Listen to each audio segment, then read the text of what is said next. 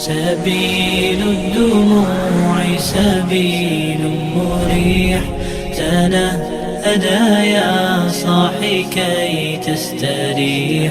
جو لوگ میوزک سننے کے عادی ہیں یاد رکھنا چاہیے میوزک اسلام نے حرام کیا، اور آج کا ذہن قبول ہی نہیں کرتا اسلام نے میوزک حرام کیوں کیا. فرمایا اللہ کے نبی علیہ الصلوۃ والسلام نے الغنا ينبت النفاق في القلب كما ينبت الماء الكلى، کہ گانا اور میوزک، یہ ڈانس اور میوزک دل کے اندر نفاق ایسے پیدا کر دیتا ہے جیسے بارش یا پانی گھاس اگا دیتا ہے، ویسے نفاق پیدا ہوتا ہے. یعنی جب انسان گانے سنتا ہے اس میں پھر عشق کی باتیں ہوں گی، پھر جی چاہے گا میں بھی کسی کا عاشق بنوں یا کسی کا معشوق بنوں، میں بھی کسی کے ساتھ افیئر جوڑوں گا، پھر ہر وقت گانے کو جی چاہتا ہے، اس کے ذہن میں بھی گانے گھومتے رہتے ہیں. وہ صبح کو آنکھ کھولے گا سب سے پہلے گانا ذہن میں آئے گا. اگر رات کو کسی نے فحش فلم دیکھی، اس فحش فلم میں جو سب سے زیادہ خطرناک منظر ہوگا وہ ذہن میں بیٹھ جائے گا. صبح جو ہے آنکھ کھول جائے گی سب سے پہلے وہی منظر ذہن میں آئے گا.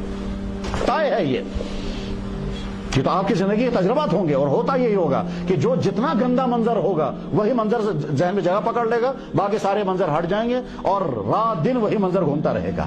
پھر جی چاہے گا ہم بھی تھرکیں گے، ہم بھی اپنے سر کو نچائیں گے، پھر ہم بھی ڈانس محفلوں میں جائیں گے.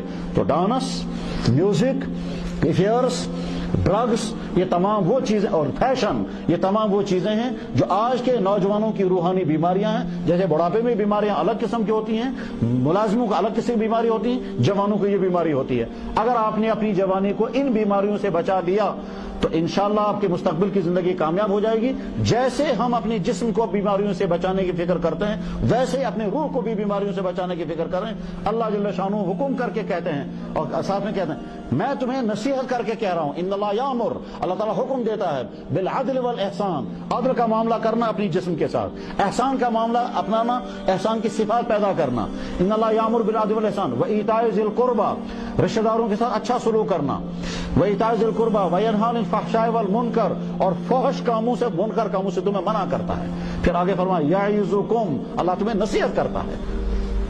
اللہ جل شانہ محبت کے ساتھ جب بات کرتے ہیں تو اسی انداز کے، اور اس کے بعد پھر جب اپنے طاقت کا مظاہرہ کرتے ہیں تو کہتے ہیں میں کچھ بھی کر سکتا ہوں. نبئ عبادی، میرے بندوں کو بتا دیجئے، انی انا الغفور الرحیم، معاف بھی میں ہی کروں گا، وان عذابی هو العذاب العلیم، اور میرا عذاب بھی بڑا خطرناک ہے.